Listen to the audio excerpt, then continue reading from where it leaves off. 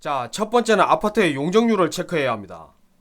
사람들은 보통 아파트를 거래할 때 건물의 외관이나 내부가 얼마나 넓게 잘 빠졌는지, 그리고 단지 내 조경은 어떤지 직접 눈으로 볼 수 있는 외관에 집중하지만 건물은 시간이 흐를수록 노화가 될 수밖에 없고 가치도 떨어집니다. 결국 아파트가 서 있는 토지 가치가 오르는 것이고, 재건축 사업성 역시 지금 아파트가 어느 용도 지역에 서 있고 주어진 토지 위에 기존 건물은 얼마나 높이 쌓아 놓았는지를 체크해야 하는 것입니다. 우리나라의 모든 땅은 용도 지역이라는 것이 있고, 토지 면적 대비 건물의 높이를 각 용도 지역별로 제한하고 있기 때문에 일정 용적률을 초과해서 건물을 짓지 못합니다. 필연적으로 한계의 용적률이 있을 수밖에 없고, 재건축을 하더라도 그 범위 내에서만 세대수를 늘릴 수 있는 것입니다. 그렇다면 아파트의 용적률이 여유가 있는지 아니면 그렇지 않은지를 어떻게 판단할까요? 특수한 경우를 제외하고는 아파트는 통상 2종 일반 주거지역이나 3종 일반 주거지역에 짓습니다. 국토의 계획 및 이용에 관한 법률상 2종은 주어진 전체 토지 면적의 250%, 3종은 300%까지 허용이 되는데요. 이것저것 제반사항을 고려해서 조금 여유있게 30% 정도를 빼주면 2종은 200%, 3종은 250%가 넘으면 사실상 재건축은 힘들다고 볼 수 있는 것입니다. 참고로 여기서 말하는 2종 200%, 3종 250%는 이론상 마지노선이고요. 최소한 이 기준은 넘지 않으면서 여유가 있으면 있을수록 사업성이 좋다, 이렇게 이해하시면 되겠습니다. 그렇다면 용적률은 어디서 확인할까요? 관심이 가는 아파트의 용적률을 확인하고 싶다면 먼저 포털 사이트 검색창에 해당 아파트 이름을 검색합니다. 아파트 개요 하단부에 있는 더보기를 클릭합니다. 더보기로 들어가면 지금 보시는 사진처럼 단지 정보가 나오고, 용적률을 비롯해서 세대수, 구성 세대 면적, 그리고 준공연도 등을 한눈에 볼 수 있습니다. 그런데 간혹 단지 정보에 용적률이 표시되지 않는 아파트도 있습니다. 이럴 때는 해당 아파트 이름만 검색하지 말고 해당 아파트 이름에 용적률을 더하는 형태로 검색을 합니다. 해당 지역의 공인중개사나 지역민들이 활동하는 인터넷 카페에서 해당 아파트에 대해 올린 글이 검색이 될 것이고, 그 게시물들을 하나씩 읽어보면 해당 아파트의 용적률과 근거자료 등을 쉽게 확인할 수 있습니다. 두 번째 체크 포인트는 구성세대 면적입니다. 해당 아파트의 총 세대수 중에서 유난히 좁은 면적의 세대수가 많다면 다른 객관적인 지표가 괜찮아도 재건축 사업성에는 그다지 긍정적이지 못하다고 볼 수 있는데요. 해당 아파트의 소유자는 토지를 분할해서 각자가 단필지로 소유하는 형태가 아니라 아파트가 서 있는 토지 전체를 공유지분 형태로 보유합니다. 통상 조합원의 수가 적을수록 조합원당 더 많은 지분을 가지니까 추가 분담금이 줄어들어서 사업성이 좋아지기 마련인데, 20평대 미만 초소형 면적이 많으면 조합원당 지분이 줄어들어서 추가 분담금이 늘어나는 결과를 초래합니다.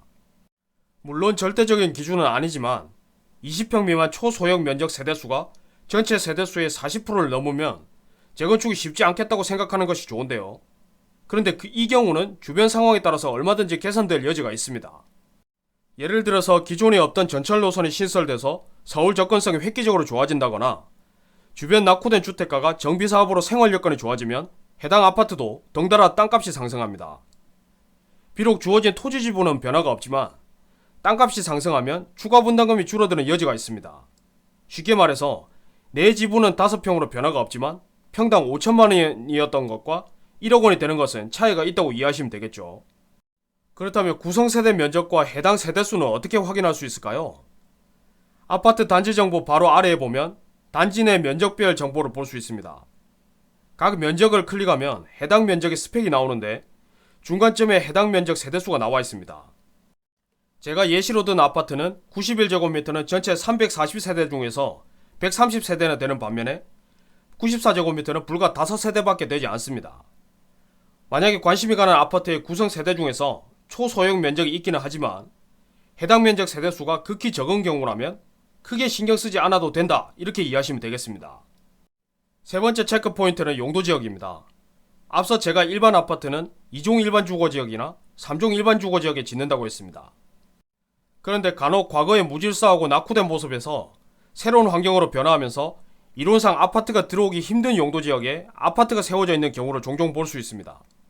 예를 들면 공업단지 바로 인근에 있는 아파트인데 현재는 공업단지가 모두 각종 편의시설이나 현대식으로 바뀐 경우라든지, 아니면 상업시설이 집중된 대로변 배후의 아파트가 이런 경우에 해당이 됩니다.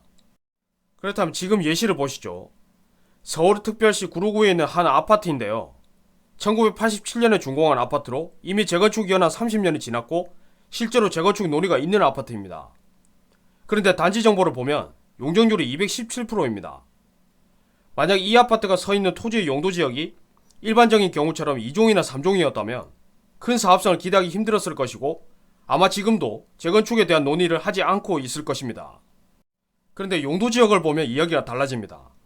용도 지역 확인은 포털 사이트에서 토지 이음이라고 검색을 하고 들어가면 집원 주소를 입력하는 곳이 나오고 해당 아파트의 집원 주소를 넣고 검색하면 지금 보시는 사진과 같은 화면이 나오는데요.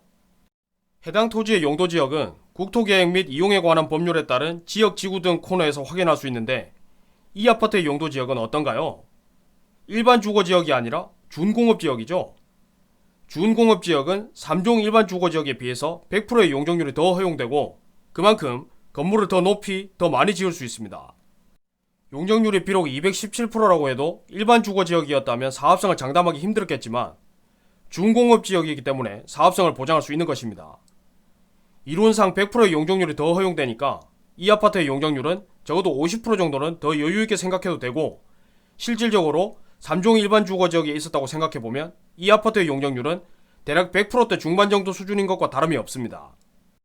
이런 특징을 이전부터 알고 있었다면 본격적인 재건축 사업이 시작되기 전에 진입할 수 있었을 것이고 지금보다는 리스크와 자금 부담도 훨씬 적었겠죠.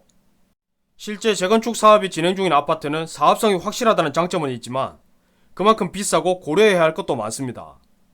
하지만 정리해드린 포인트 3개 정도만 잘 체크해도 아직 재건축 연한이 도래하지 않은 준공 20년에서 30년 사이에 들어오는 아파트 위주로 찾아보시면 의미 있는 결과를 얻을 수 있을 것이라 생각합니다.